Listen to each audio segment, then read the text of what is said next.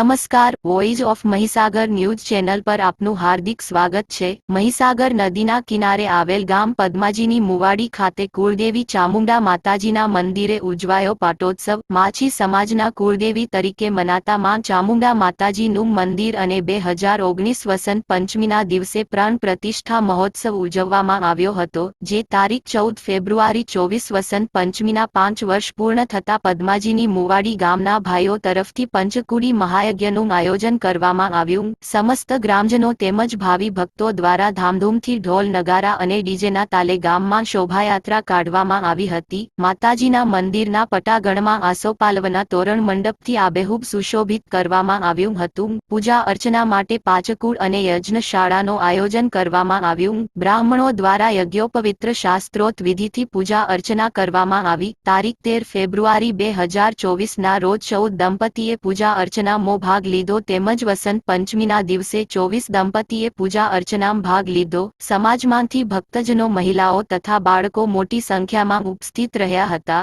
રાત્રિના સમયે ગરબાની રમઝટ જમાવી હતી અને ભક્તિમય વાતાવરણમાં તરબોળ થઈ માતાજીને સૌએ શીશ ઝુકાવી માતાજીના દર્શન કર્યા હતા અને ધન્યતા અનુભવી હતી અને મહાપ્રસાદનું આયોજન કરવામાં આવ્યું હતું। રિપોર્ટ હીરાભાઈ માછી કડાણા।